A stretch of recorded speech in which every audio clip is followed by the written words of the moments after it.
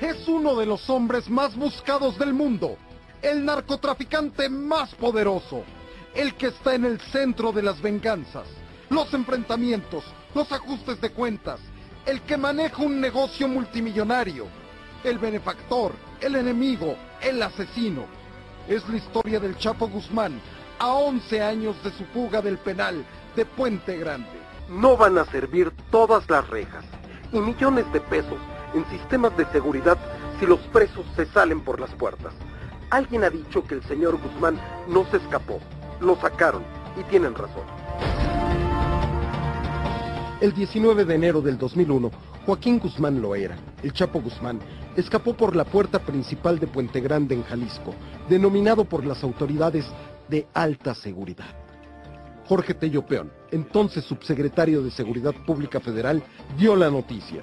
Lamentablemente ayer, a las 23:35 horas, el licenciado Leonardo Beltrán Santana, director del Centro Federal de Readaptación Social, hasta el día de hoy, ejerció una alarma por tentativa de fuga.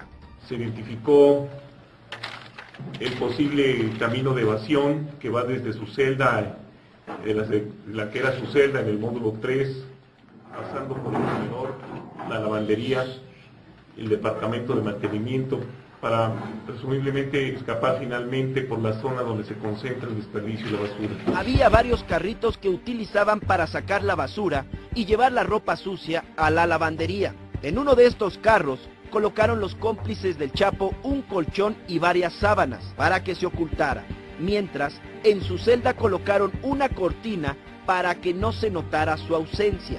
Francisco Javier Camberos Rivera, alias El Chito, empleado del área de mantenimiento, fue el encargado de empujar el carrito ya con el Chapo Guzmán adentro. Así, cruzó primero el diamante de seguridad denominado B7, en donde se abrió una puerta electrónica, y continuó hasta la zona B6 y B4, en donde el Chito fue auxiliado por el custodio Víctor Manuel Godoy, porque en las puertas se encontraron 2 botes de basura bloqueando, y continuaron hasta el filtro B2, en donde el Chito siguió solo hasta el área de aduanas de vehículos.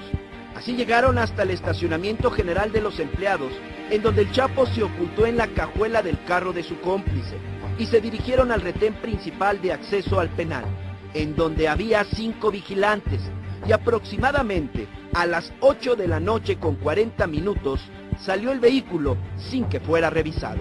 En el penal de Puente Grande se había construido todo un esquema de protección y seguridad en torno al Chapo Guzmán. A Héctor Luis, el Güero Palma, y Arturo Martínez Herrera, el Texas, integrante del cártel de Nuevo Laredo, Tamaulipas, protección en la que participaban la mayoría de los custodios y las autoridades de esa cárcel. Fue entonces cuando se difundió desde el ámbito federal que la presidenta de la Comisión de Derechos Humanos del Estado de Jalisco, Guadalupe Morfín, estaba solicitando que se disminuyeran las medidas de seguridad en Puente Grande.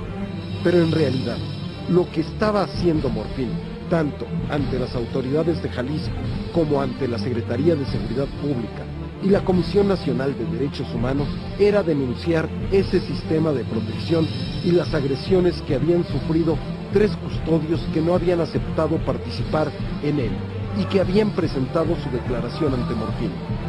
Las denuncias fueron ignoradas hasta que Jorge Tello Peón, entonces subsecretario de Seguridad Pública, pero con enormes diferencias con el nuevo titular, Alejandro Gertz Manero, fue a ver qué sucedía en Puente Grande a pedido expreso de Morfín. Tello Peón, al llegar a Guadalajara, tuvo una reunión con el director del penal, Beltrán, y otra con Morfín. Escuchó el testimonio de los celadores que estaban protegidos por la Comisión Local de Derechos Humanos y pidió refuerzos urgentes de la Policía Federal para retomar el control de esa prisión. Estos refuerzos llegaron en la noche y el operativo se instaló cerca de las 22:30 horas. A las 21:45 horas se había visto por última vez a El Chapo en Puente Grande. Ahora sabemos que a esa hora se trepó al carro de lavandería, salió del penal y abordó un carro que lo estaba esperando. Se fugó media hora antes de que se estableciera el nuevo mecanismo de seguridad en el penal.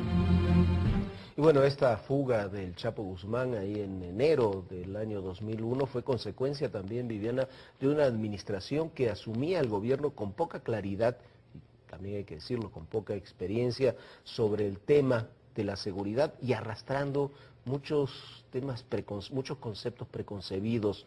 Se equivocaron mucho en la administración Fox en los primeros años en el tema de seguridad, las divisiones internas entre quien era el secretario de Seguridad, Alejandro Gertz Manero, y el resto del equipo de seguridad, ese Consejo de Seguridad Nacional en el que pusieron al fallecido ya Adolfo Aguilar Cíncar, que no sirvió literalmente para nada, muchas contradicciones y una idea de que la seguridad era una cosa manipulada por los priistas que nunca supieron solucionar a tiempo.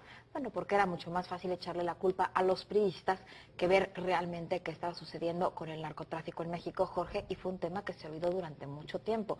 Ahora, finalmente, esta rivalidad, como tú decías, y el separar la Secretaría de Seguridad Pública, las fuerzas de seguridad de la Secretaría de Gobernación, llegó en parte o apoyó en parte o facilitó que muchos delincuentes puedan estar libres. Sí, y que no funcionara todo el esquema de seguridad, realmente no funcionó, y en toda esta historia que le acabamos de contar de cómo se fugó el Chapo de Puente Grande, lo demostramos completamente. Por supuesto, Jorge, y la historia personal del Chapo Guzmán es la del propio narcotráfico. Es un hombre que desde que nació se ha movido en ese terreno, que escaló desde los niveles más bajos a los más altos de la delincuencia internacional. Vea usted. Dicen que es el narcotraficante más buscado del mundo, y mientras Forbes, la revista Forbes, lo considera uno de los personajes más influyentes a nivel internacional, dice también que es de los más ricos. Pero nadie sabe a ciencia cierta qué tan rico es Joaquín Archibaldo Guzmán Loera, el Chapo Guzmán, porque es uno de esos hombres en los cuales la leyenda siempre se entreteje con la realidad. Pero en los años 80, como muchos otros narcotraficantes, el Chapo Guzmán es solo un operador, un sicario de Miguel Ángel Félix Gallardo, al que conoce por su padre, involucrado también en el negocio del narcotráfico. Había nacido en Culiacán y en sus inicios fue compinche de quienes se convirtieron años más tarde en sus más feroces enemigos. Sí, los hermanos Arellano Félix. Todos en ese momento se dedicaban al contrabando y al narcomenudeo. Pero muy rápido el Chapo comenzó a tejer sus propias redes. Sí, nadie sabe muy bien cómo lo hizo, pero lo cierto es que cuando Félix Gallardo es detenido en 1989, el Chapo ya había tejido algunas de las redes más importantes para el traslado de cocaína desde Colombia a México. Ese año, 1989, es uno en el que se da un cierto vacío en el narcotráfico mexicano que aprovecha el Chapo Guzmán. Cae Félix Gallardo, los capos se reúnen para redistribuirse el territorio, los Arellano Félix desconocen ese acuerdo, comienza una brutal guerra entre los cárteles de Sinaloa y de Tijuana y dan un golpe en Tijuana con el que transforman todo el panorama del narcotráfico. En el otro extremo del país, en el Golfo, Juan García Ábrego había emergido como líder del narcotráfico, el primero sin tener ninguna relación con los grupos sinaloenses. Y ahí estaba el Chapo, que estableció una alianza con otro narcotraficante relativamente desconocido hasta esa época, Héctor Luis el Güero Palma, y entre ambos empiezan a tener cada vez más peso a partir de su capacidad de operación con los colombianos y en la propia Centroamérica. Pero con esta fama llegó también la persecución para el Chapo Guzmán, y desde entonces el Chapo se convierte en el verdadero jefe del cártel de Sinaloa y consolida su fama y su fortuna. Pero también se debe embarcar en una guerra feroz por el control de los territorios con otros grupos de su propio cártel, que por supuesto se acrecienta con la llegada del presidente Felipe Calderón al poder y con esta lucha que se ha dado contra ellos. Una lucha que crece aún más cuando rompen sus principales aliados, los Beltrán Leiva, que conforman